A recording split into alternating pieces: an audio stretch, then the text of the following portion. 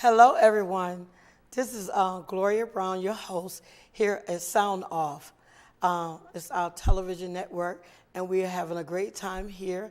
And I have a special guest again doing part two. And I want to say good afternoon, Mr. Young. Well, good afternoon, Sister Brown. How are you? I'm fairly middling. I like that laugh you have. It's all right. We just want to throw back a little bit. You was here not too long ago, and we asked you, like, were you born in Bridgeport and things like that? Yes, I was born here in Bridgeport. Okay. You went to school here. Yeah, I went through school here. Go ahead. Okay, he went through school here. I want to also ask you, what did you like the most about school? Really, to tell you the truth, I didn't like too much about school because I was really feeling like I could not be able to comprehend many of the things that the teacher might have wanted to teach me. So because of that, I was kind of like rebellious, acting like a class clown because I was embarrassed of my handicap per se I thought I had. So I would do something stupid to get put out of the classroom. So, and I say that to be saying there's a lot of kids that have problems that come from neighborhoods where they have issues that affect them in terms of them not being able to concentrate or to focus, that there may be a number of different reasons. And then as I was one of those students, if the teacher would have known how to relate to someone like me, maybe who knows, I would have been maybe the mayor of Stratford or the mayor of Bridgeport a long time ago. Right. I want to say this much to you.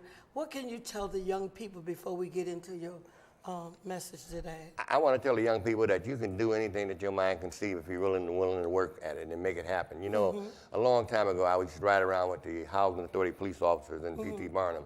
Officers Hubert Sims, Garcia, and Ray, with three different officers that I worked with, and also Smitty at time to time. And I was from 10 years old riding around in the back of the police Jeep, riding around to various buildings, throughout the projects, just letting them see that, hey, we got community police officers that are doing good things. And one day I happened to meet one of their supervisors, and this young guy showed up. He was a Spanish brother. He was about 25, 30 years old. And he showed up, and I seen the cops jumping all up and getting ready to act like they really working hard. And I'm saying, like, why are they doing all that? I said, because the boss is coming. The boss is coming, right? So I see the brother when he shows up, Puerto Rican brother, young brother, about 25, 30 years old. And I said, he's who y'all jumping for? He ain't no cop, is he?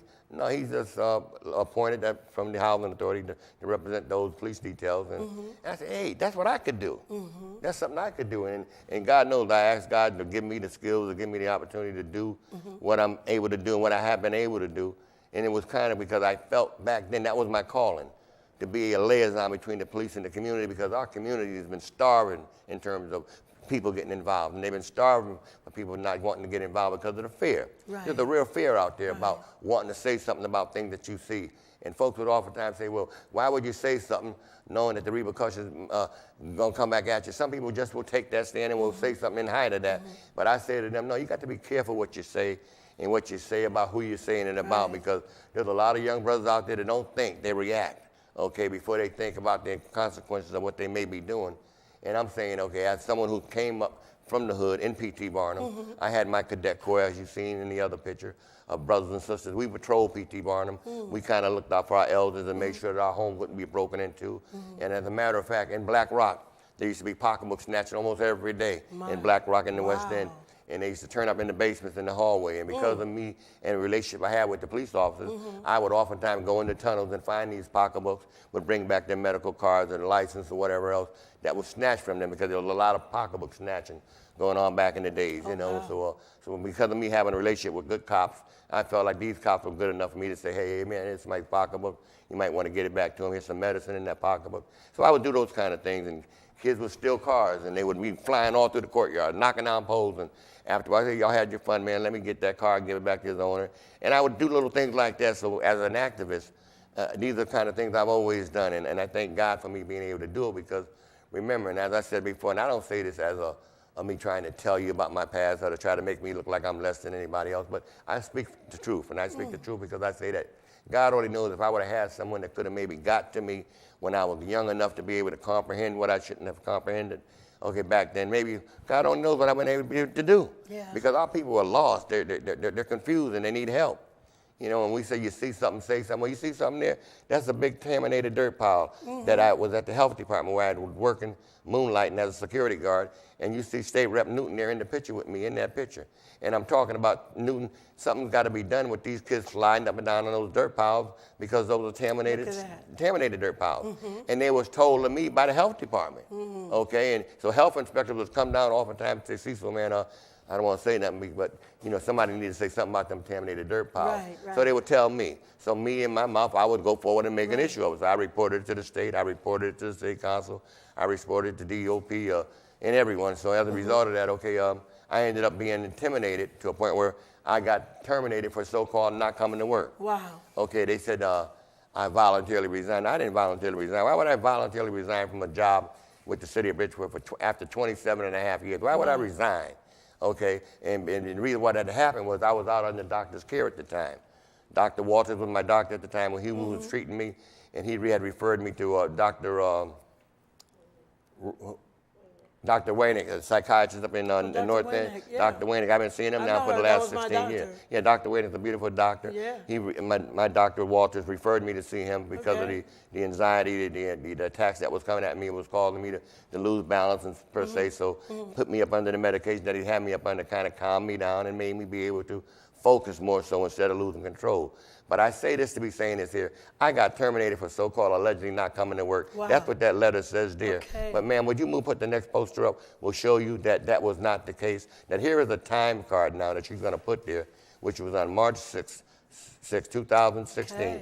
Okay, the time card showing that I came into work on that day, March 16, 2006, and I said on the 17th of March, I would be going for a colon exam. Right. Now, right there on that note there, you will see the note was signed by Dr. Evans' assistant, Ether, who will also confirm on that note, if you look at the bottom line, it will say that Mr. Young is leaving on the 17th and he will be going for a colon exam. Wow. I mean, to turn around here and to conspire to take my job from me after 27 of me putting my life on the line, helping all kinds of people, okay, and to just totally disregard my years of service is a shame and a disgrace. And at insult to injury, they put my doctor's note. Put my doctor's note up there. Here it is. They call my doctor's note literally straps of paper. Now, y'all tell me one thing now. Here is 3 different doctor's notes on top by Dr. Walters, who was my personal physician who I've been seeing for the last 15 years before he referred me to the psychiatrist. Here's a time card showing right there in the middle that I worked on that day. And under that time card, there's a check stub back on the back of that showing that I got paid for working that day. Wow. And now what the excuse they used against me was the reason why they ruled against me was because they said that I came up with straps of paper. Those are not straps of paper. That is his full doctor's note, indicating that I'm out for extreme anxiety. And extreme anxiety wasn't good enough for them. So therefore, they told me that, okay, you better get to work, otherwise you're going to end up getting terminated. So I feared I would get terminated. So I showed up at work against my doctor's will. Now, can I ask you a question? All the trauma things that happened to you, and you said that you had to go see a psychiatrist, right? But you have no animosity against anyone. I have no time to have any. Tell me God what keeps you God called me to off? do what I do, and that's why I do what I do, and I love what I do. And yes, I would do it again because I know that when you're right, you're going to be blessed. When they fired me, that was the best thing that could ever happen to me, per se, because I was able to collect off of money that I've earned over the years that I didn't know existed. I was sitting in a cold room where they were trying to pressure me out of the job because they told me that they were running out of money. All of a sudden, they're running out of money now. So I cut my hours from 35 to 20. Okay, just so I can keep my medical benefits because I didn't want to lose it. I hadn't been 55 yet. So I said, no, just take 15 of my hours and leave me with the 20. I'll be 55 another year from now, then I can retire. Okay, to make a long story short, we tussled on to that point where I stayed out of their way and so on and so on. But again, it hurts me because, again, I told them that I was going to be getting married on that same day. I would leave at 10:30. Look at that picture here. Now, here's Paul Ganem, who is the judge of the probate court. And my wife, my fiance at the time, Patricia Young, okay, and my daughter, Crystal. We got married at probate court at 12 o'clock. I told him I would leave at my job at 10:30, and I would be going, okay, to pick up flowers in order for us to get married. Paul agreed to marry me and my wife, Patricia. Okay, we got married. Okay, and what's sad about it is, you know something? For 16 years, She wrote letters night and day to everybody under the sun to a point where it just broke her down to a point where I was feeling the pain, she was feeling the pain, to a point now where for the last 2 years now, after her being smoking and smoking and smoking because she was fighting for me, fighting with me, she ended up losing her life, okay, and having a heart attack 2 years ago. So I say to her, and I said to her that all of them years that you put out there helping me fight these people for what they did to me, I'm not going to let it go. So I wrote the Attorney General Blumenthal, who his letter was. His letter was, thank you, Mr. Young, for your writing me. All right, everything that you put on your letter, everything he wrote on that letter, I done right. He said, everything you put on this letter, you done right. The only thing he said he didn't do right, maybe, he had questioned about was Dr. Evans hiring her nephew in a union position. Now, I have a problem with that. Because you don't take no union position and put your nephew in my position and the other union's nephew in that position doing what I was doing. You just don't take no union job like that and take advantage of somebody like that. That's what they did. So to make a long story short, they assigned Assistant Attorney General Mitchell, okay, who was the Assistant U.S. Attorney for the state of Connecticut, who assigned my matter to the integrity unit and also to the auditors, okay? That is his picture right there, Mr. Mitchell. He was the Assistant U.S. Attorney for the state of Connecticut, Blumenthal's assistant. He did what I wanted him to do, which was to show on this next exhibit monies that these people collected. They committed fraud. And I said to them, if they didn't like what I was saying, if they didn't believe what I was saying, if they didn't agree with me, sue me. Sue me, Cecil Young, sue me if I said something that I can't back up. It's not about black and white, it's about right and wrong. And for the last 50 years, I've been out there in the eye of the storm. I've done things that folks you couldn't even imagine I've done in terms of for the people of the city. And, okay, and over the years. I was at some of the meetings at City Hall, the Common Council. I've been there for almost years after year after year, okay? And what do I get from the council? Telling me, giving me first let me get back to Mr. Murphy and Mr. Mike Cohab. You see, I'm Mr. Mike Cohab, he sat on the termination board, right?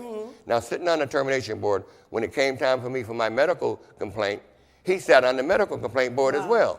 So I say to myself, Mr. Murphy, why won't Mr. Cohab tell you that they ruled that the city was justifiable in terminating me? And terminated employees have a right for medical benefits as long as they file a grievance within an ample amount of time. And I did that.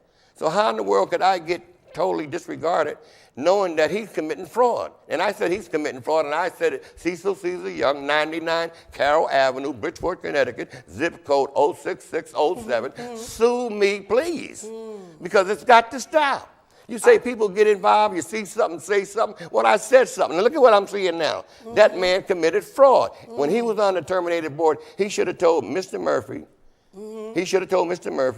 that Mr. Young is right. He was terminated, okay? But he did not say that. Why? Because every time there was a hearing, he got paid for hearings. He got paid 2 extra hearings on a matter that he knew from day one. The city owed me those benefits, but they denied me that. I just want to say this. When sometimes people do a person wrong, let it happen, because you know why? Sooner or later, when you woke up this morning, you can talk today. I was ready to let it be known that God knows. You can dress up and look all nice and everything. With the respect that I'm getting from Soundview, and so what I'm saying to you, I'm saying you sounding off about what happened to you. That's right. But I'm letting you know, don't worry about what happened yesterday. That's you right. worry about what happened today. And what's happening today is that God has opened the doors and the one to let me put on a display that will show the public that it's not about me, it's about we. Black, white, Jew, Puerto Rican, what have you. It's about right and wrong. That's what it's always been about me. You can't name anybody over the last 50 years that will ever say Cecil Young used the race card. No, I don't need no race card. I used the cards that were dealt to me, and the cards that were dealt to me came to that state auditor. In 2010, the state auditor gave a report on what they found, whether or not he committed fraud or not. And to this day, 2022, I haven't heard anything. And then when I contacted the Attorney General, he tells me he can't find the files. Something is wrong. Senator Blumenthal, when he was in charge, said, I've done everything right.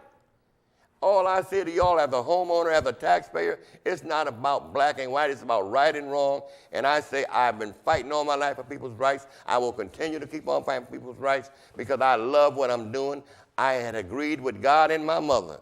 If they let me get out of school at 16 years old because I was not functioning properly in the school system, I said, let me get out of school at 16, Mama, and I will show you my worthiness. Well, I'm going to say to you, I would not believe, if I didn't know you, I wouldn't believe that you didn't do good in school to come out with all this.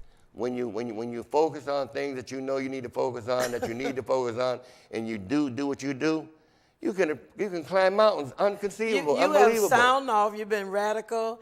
You've been an activist. I ran for mayor in '77. Yeah, in 1977, you said you ran for The mayor. first black and candidate. then you said you were locked down in the school all That's night. right. Nobody didn't even know where you was at. I was every time the school would open up, before the class would get started, they would put me in a closet or put me in a coat room. Miss Tisdale at Whittier School, she gave me a chance to make some money out of the day-old bread, the day-old cakes that I was getting from the First National Grocery Store on Fairfield Avenue. They would let me do cake sales in the school, in my coat room, my closet. And I had to do my cake sales, so that's when I got my husband's spirit going. So. And another thing I want to say to you, you do listen to people. Oh, yeah. Because I know, I'm not putting nothing against, I met her, she's a beautiful young That's lady. right. But I remember when Cecil was not married to Miss Young, who going to be with the Lord. That's right. And I said to him one day, I don't know if he remember or not, I stopped him, I said, let me tell you something.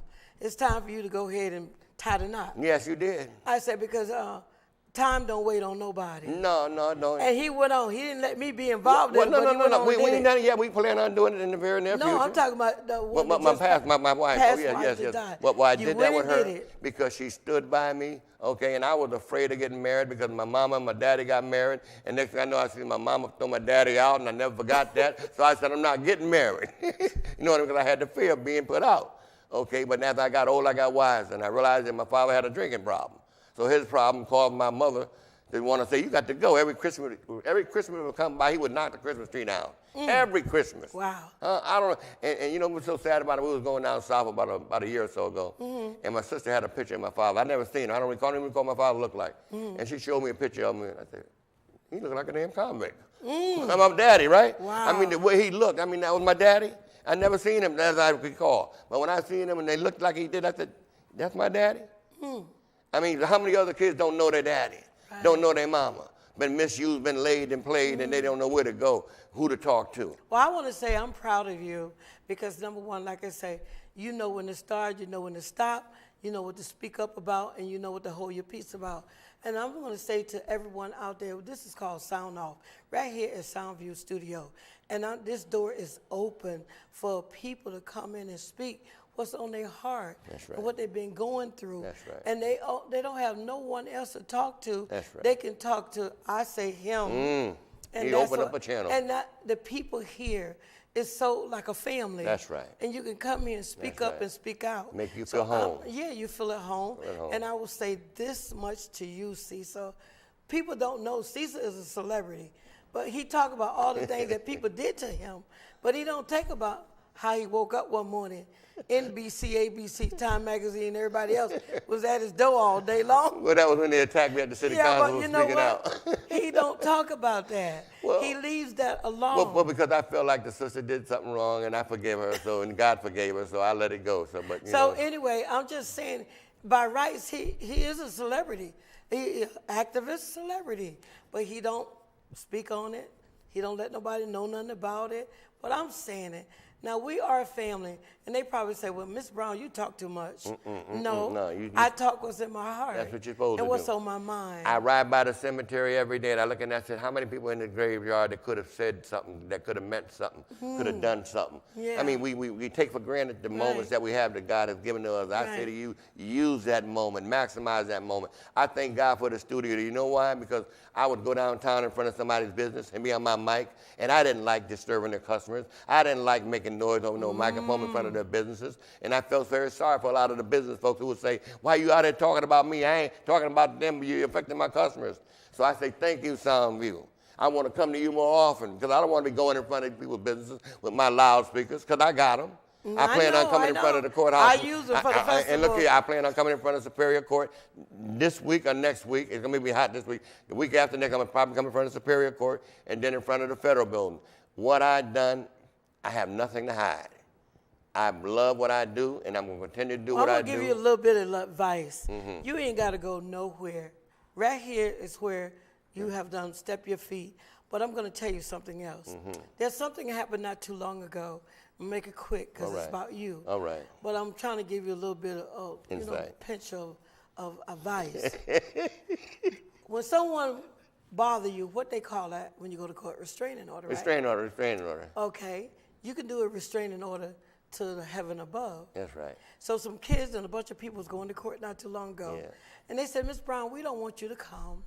I decided to say, well, you don't tell me what to do. I'm going. That's right. And I went, and it was cold. I mean, cold. I had to stand outside because I of the know pandemic. that cold weather. They didn't want everybody to come in. That cold weather. But when I got in, I heard a voice. And the voice said, send a restraining order. All right. I told all 5 young people, hush, be quiet. That's right. Don't say a word. That's right. I said, we're going to pray that God going to work it out. No, space and that. I said, they ain't after you older ones. They after the one that's only 17 years old. That's right, the babies. So the 17-year-old, they came and got her. All right. She went upstairs. And when she went upstairs, I says, pray. And a voice said to me, you got to go to the ladies' room. I said, I ain't got to go to no ladies' room. I went up there, and I seen a man so tall. And the lights was off. And I went up there and got on my knees. I prayed in the dark. Hey, look here, that's the Set way. up a restraining order. And he called on you to And then, you know what? express yourself. When I got back downstairs 5 minutes later, they said, Miss Brown, what do you do to that lady? That lady ran out the courtroom screaming and hollering. Mad, that is snatch out the door. Go ahead, huh? So send a restraining order and everything will come back to you. All right, I keep it in mind now. I keep it in mind. This but is I hope not sound to off. do. I'm 72. Sound I'm 72 off. years old. I'm getting older now. They said that the older you get, the wiser you're supposed to be. So Yeah. I'm gonna kind of like mild down to some degree. But before I do, I'm gonna figure out some way of getting to Bassick and Hardin High School because those kids need to be taught the importance of politics, the importance of registering to vote, the importance of making sure that those who look like you and I practice what they preach, and if they don't, cast them out. Cast them out. If you're catching something that ain't worthwhile catching, just because they look like you, cast them out. Put them in the trash. That's what's wrong with our neighborhood today. If most of the leaders that we had representing us in the last 20 years were doing what they were put there to really do, we would be living like our Puerto Rican brothers living on East Main Street. Every business is thriving. On State Street, every business is thriving. All around those white folks' businesses are thriving. The only ones that are starving and are scared to come out at night is black folks because of our own kids and our own people. We got to stop letting it happen like that without us saying something about it. There's too many churches here. They get too many people's tithes that they should be using them tithes to help save them kids before they get lost in the sauce. Well, Save you them know before what? it's too late. Sometimes it ain't the person, the kids. Sometimes it's us as a parent. Ignore it. You know what? Our neighbor can go get a brand new Cadillac. What we do, we know we can't afford one, but we go try to get one too because we're jealous of our neighbor. Now you lose your house That's and your your Cadillac. problem. That's our right, problem. That's right. And see, once we get rid of all that and begin to realize that we can have just what anyone else have by just thinking it. That's right. It's what you think is what you become. And it's what you put into it. If you put something in it, you're going to get something out of it. I wasn't always guaranteed I'm going to get a blessing out of what I've been doing, but God has blessed me over the last 50-something years. Because for the last 50-something years, I've been out there in the eye of the storm on the front line, taking blows and giving them. And I ain't got no problem with taking some more. Because that's what he called me to do. Right. So I believe in honoring what I asked the Lord to do for me, and he's done it for me. So I said, Lord, I thank you. I thank you. And I want to continue to thank you in my own little way because, as I said before, I had mentioned before I was a prophet, I used to be an undercover representative of the Lord. Now I am known as a prophet now, so you call me Prophet Young. No well, you're talking to me. I am a prophetess. And that's why one prophet to another ambassador. prophet. And I look at that too. I ain't got that far yet. Sound off. Well, go ahead then. I'm looking out for Sound you. off. Bang, bang, boop, boop, boop. Oh, wow. All right, all right. We're having fun right here on Sound Off. It's good to have and enjoyment. it is so good to be here and having Mr. Young talk about all the things from his past, but his future is getting ready to blow up bigger than his past. I look forward in that day because I know the Lord is willing for me to do what he wants me to do, and he know I'm not finished. I know I'm not finished. I'm not finished. I built an archive, matter of fact, at the house. Y'all ride by my house, 99 Carroll Avenue. You look on the right side of the road, you may see some flashing lights. I built an ark. You can't float on this ark that I built. It's on solid ground. But it's going to be solid on the inside of the minds of those that we're going to feed and teach about the power they have in their hand. God said, what's in your hand? You have the power night and day. He said what you it's what release you do out with of your what's in hand is what he'll put in your All hand. right, and what you going to do with it? He said you got the power night and day. You got to use your You got to conversation, work it. You got to with work it. You got to work it. What is your purpose? My purpose is to bring fruit to the neighborhood, to bring joy to the neighborhood, to bring peace back to the neighborhood, to bring peace in our schools and in our neighborhood, bring the kind of love that we deserve to have because we've paid a price for, our elders paid a price for the injustice that's still going on today. Why? There used to be before hanging us with loops up in the sky. Now they're using Well, a pen to take us in, and some of them look like you and me. And that's what's so sad we're about getting ready it. to dismiss I'll and tell you the leave, truth. but we're going to ask Cecil a couple more minutes, All right. seconds. I got your mic What you ready. like to say at the end? Because we're getting ready to sign off. I would like to say to the end, to these preachers that got these churches, when these kids are gunned down in the streets and you having services for them, call me. I want to speak to them. I want to show them that didn't probably have to happen. I want to show them that if we had this going on, when we knew people cared about us, if we knew that we could talk to someone that would do something about what we're going through, something would get done. Right. 3 minutes. And I tell you, in 3 minutes, we can move mountains if we get the right kind of shovel. You got it. You got it. I'm working on it. You got it. I'm working on it. You got it. You got God it. called me to speak truth to power, and that's what I'm doing. And I say, Lord, keep me focused. Well, you know what? This is Sound Off at Sound View. And not only that, we have youth shows going to be here. All right. And so maybe management can get together with you one time, and we can have like maybe a cookout somewhere. It'll be nice. And you can come in and be the speaker. I love that to too. the young people. I would love that too. to let them know. And I got speakers for them to be heard. He got everything. When I this. do the festival, he got a truck, and all you do is stand up on it, and you gonna have your bullhorn, and That's we ride right, around we the neighborhood, ride. invite the people. So I just want to say to you, thank you for coming. Thank We'll you. have you back again. All right. May God truly bless you. Thank you, And thank we you. here on Sound Off at Soundview Community. Blessings to everyone. And This is a especially you. great day. Love you much. Love you too. All right. Amen. Hello.